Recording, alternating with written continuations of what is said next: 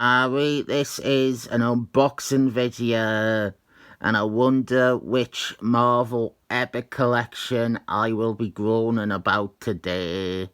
I suspect it is a Hulk one. Please work this time. It did. It is Captain America Fighting Chance. And I have anticipated this for a while because no Epic Collection has made my point about how shit they are than this one does. Credit where credit is due. They did pick a cover from an issue that is part of Fighting Chance. I have complained a lot about... I don't know, wait, what? They have cropped it. That's the full cover. Why on earth have they done that? What, so you have all this extra space to put the title? It looks shit. That's terrible. That's absolutely terrible. For fuck's sake, I'm never going to be happy with these Epic Collections, am I? They haven't even made the title that much bigger. That was meant to be the fucking positive point, that they picked a cover that is actually from the Fighting Chance story. And then that was meant to lead in to me complaining about the main thing, but they've already fucked that up for us. It's the barcode. They don't want to have to get someone to draw all of this. So they've just cut it off about a few centimetres after the barcode begins. I have complained a lot about these Captain America Epic Collections for padding it out and having as few issues of the main Captain America series as they can. The last 4 or 5 volumes could have been done in 2. Easy. I am still reluctant to back down from wasting 300 pages on that garbage Punisher story where Captain America is killed by Punisher in the first part and then is so mischaracterised that he lets him go and salutes him at the end. But this one is called Fighting Chance. It's named after a 12-part story that ran in Captain America. And even though it is called Fighting Chance, it collects 6 issues of the 12-part story. This isn't Fighting Chance. This is half of Fighting Chance. This is fighting. Marvel did these ad trades of Fighting Chance. They weren't very big. They only had a couple of issues each, but both of them, individually, contain more issues that are part of Fighting Chance than the Epic Collection does. On the back, we have the cover to issue 425, which would have been my pick for the front cover, and it probably wouldn't have had 2 characters cut off. Can't get over this. Why would you do that? Why? It just looks stupid that there are 2 characters there who you can't really see because they're cut off. I suppose I just noticed the cut off the signature there. This tells us that it is volume 20. Jesus fucking Christ. 1993 to 1995. Even that is wrong. Do I have to do this? Do I really have to do this? I wanted to celebrate that we only have 1 more volume to go before finishing this run, but even that would be premature. I'm sure that they can drag it out for another 4 more trades somehow. There are at least 4 issues of Avengers they can put in the next one. This collects Captain America 420 to 430 and Annual 13. 2 issues of No Man, Captain America The Medusa Effect, and Captain America Samuel L. Jackson Blood Truce. I guess someone watched me videos and realised they forgot the Medusa Effect in the last volume. The problem, which I don't think I explained, is that this collection is actually material from 1993 to 1994. The latest issue of Captain America in here is issue 430, which came out in 1994. First one is Captain America 420, and this one is a weird one. Captain America fights Atomic Skull, except it's not Atomic Skull from World War II. It is Orc the Slayer from the 70s. Maybe I should review this one this week. I don't know. I barely remember it. But this Atomic Skull was seen before this in an issue of Kazar, where he was a member of Dr. Doom's occult team that later morphs into an iteration of the Defenders. And this issue actually features one of the final times that Marky Mark G writes Kazar. So here is this Atomic Skull. I don't think he appears again after this issue. I think they turn him back into Orc the Slayer even. The art is very wonky, but I should probably save all these points if I am to review it this week. This issue ends with a lead-in to a crossover, because we have a back and forth crossover between both Captain America and No Man's titles. And this is a 3-part story with parts 1 and 3 in No Man, and then part 2 in Captain America. I suppose it's nice to have some more issues of No Man collected. That could be another point. Why? I understand why they cannot collect No Man's ongoing series, but why didn't they collect No Man's limited series in the Captain America Epic collections? Captain America does appear in it, and they collected Falcon Man's miniseries in the Captain America Epic collections, and the first No Man series, it's spun out of backup stories in Captain America annuals. Here is Captain America 421. No Man has been brainwashed to be a Nazi assassin. Where have I heard that idea before? Where have I heard Captain America's former sidekick, a Bucky, being brainwashed into being an assassin and then coming into conflict with Captain America, and then Captain America making him wake up? It all seems very, very familiar. I thought they had stopped including these.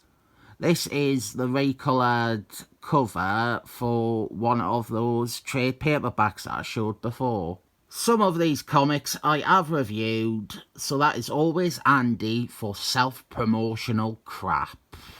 This is issue 422 with a bad guy called Ballistic who cannot spell the word ballistic. This is an issue most people think is stupid and melodramatic, but I reviewed this one and I defend it quite a bit. Issue 423. This is the only fill-in issue in Marky Mark G's Captain America run. I don't know why. I suspect it was just, we have this in a drawer. Take a month off, Mark. We need to get our money's worth out of this unpublished thing. It is a continuity insert. Another World War II adventure. Written by Roger Thomas, with art that is doing an alright job of imitating Ron French here. So much so that at first I thought it was Ron French. It was that Captain America face. It looks so much like Ron French. It is MCYI Man, who was the go-to artist who could draw good art, but was overworked and often handed in stuff that was quite shoddy as a result of being on every fucking title. So we have an Invader Ad story here by Roger Thomas. Wasn't included in the omnibus, was it? You know what? Still to this day, I am not that sure if I read this. Captain America, The Medusa Effect, a one-shot by the same creative team as that fill-in issue we just had. No, wait, Rich Fulcher also gets credited for pencils. MCYI Man, I think this picture does him justice. He was a capable penciler. It was just Marvel overworked him, and they never let him really develop on a title before putting him on every possible thing. I do recommend that you look up the commissions that MCYI Man does these days, because he is a very good penciler. He was always, or he always had, potential to be great, but Marvel just misused him. Actually, go and look at his work in the Epic collection before this on the U.S.Agent miniseries. His art in that is very, very good. This little pin-up, I guess, of Captain America and Bucky Man, I think that is good. But then right next to that, we have the cover for the Medusa Effect, which isn't very good. I suppose Bucky Man is not bad. The rest is very below average. I want to say this is Rich Fulcher. But to MCYI Man's credit, he did often do good jobs of looking like other artists. I would say this is maybe Rich Fulcher. And these pages here, I feel these are more MCYI Man. Some blatant Buscema trace in there. That could be either Rich Fulcher or MCYI Man. I don't know. I want to say this is Rich Fulcher here. It would kind of make sense if the story has two artists to have one artist do the colour bits and another do the black and white bits. Although Rich Fulcher was credited before MCYI Man, so maybe these bits are MCYI Man, and these would be Rich Fulcher. If only it had two writers listed instead. I am very good at working out which writer is doing what. Less good with art, especially when it is two artists who basically lack their own style. This is fucking long though. No wonder it needed two artists. It's that fucking long. Captain America 424. This is another one I have reviewed. I like this one, and I even think the art is mostly a good change of style. It is a lot more cartoony than we are used to for Captain America, but after however many issues of subpar art, it is a welcome change. And this issue, despite having fill-in art, does turn out to be quite significant in terms of Marky Mark's overall run. We get some major resolution to one of, I would say, the villains, but really one of the side characters. The art isn't wonderful, but I can live with something different for an issue. Now we are on to Fighting Chance, and this issue is what should have been the front cover. I like this stuff. I feel Captain America from issues 402 to 424 was when this run was stagnant. I'd even be willing to pare that down to 411 to 421. But yeah, even as being a bigger fan of this run as I am, and it being my favourite Captain America run, I do feel lukewarm at best about the shit in the sewage land, or D-Man, the homeless warrior. I think it is this issue where the run gets some life back. First we have a new artist, Dave Edgar Hoover, and I have seen some people write him off as another 90s artist. But please, take some time to properly read a comic with his art.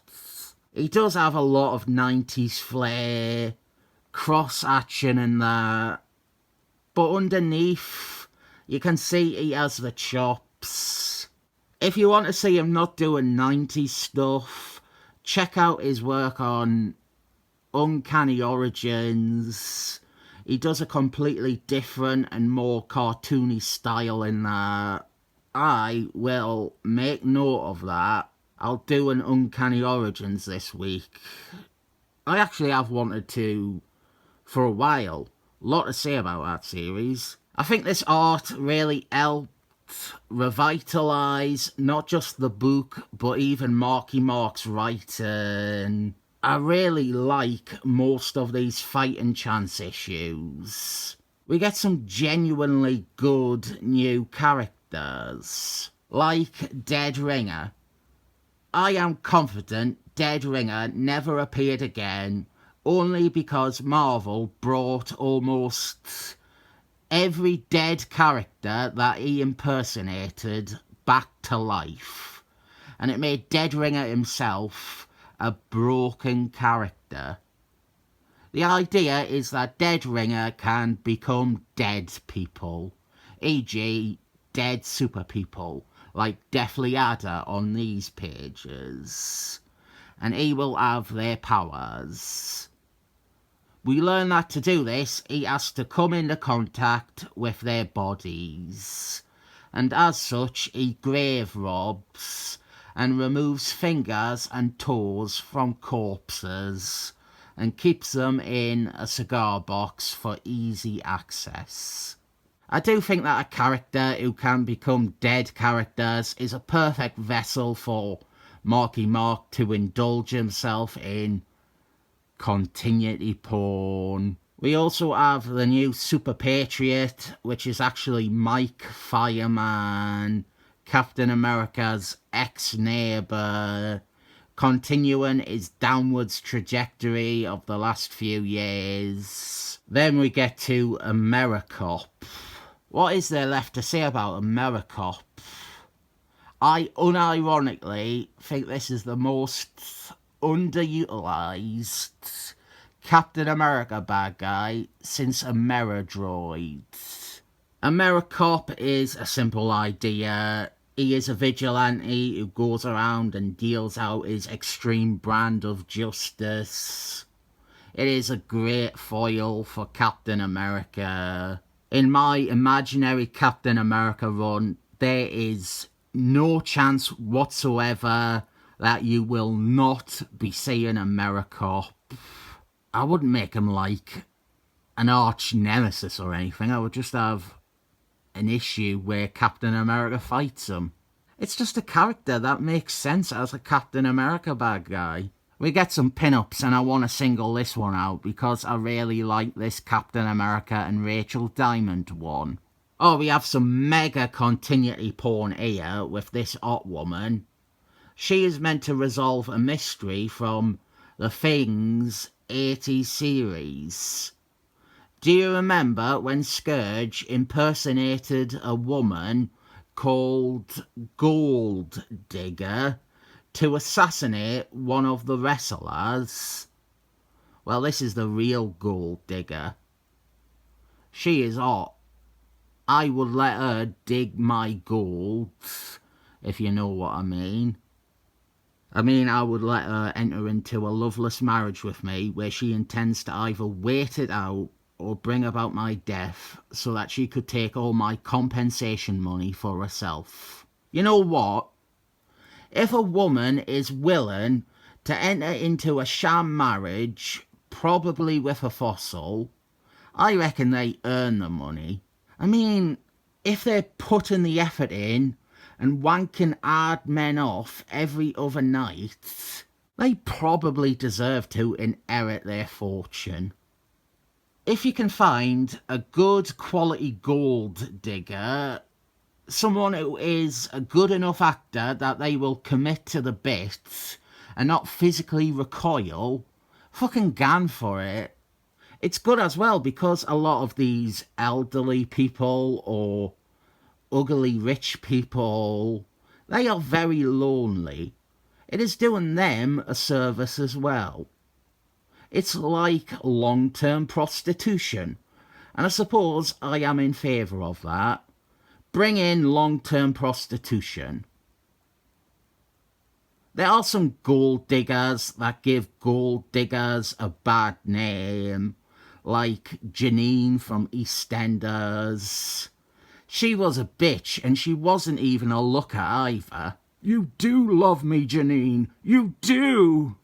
So that is my review of the concept of gold digging, but not my thoughts on actually digging in the ground for gold. Much like these epic collections, I'll pad it out and save the archaeology sort of stuff for the next volume. On one hand, this is Captain America, and that is good. And on the other hand, it is an epic collection, and that is bad. So I rate it a firm 7 thumbs up, and now have to go and reorganise my shelves to fit this on.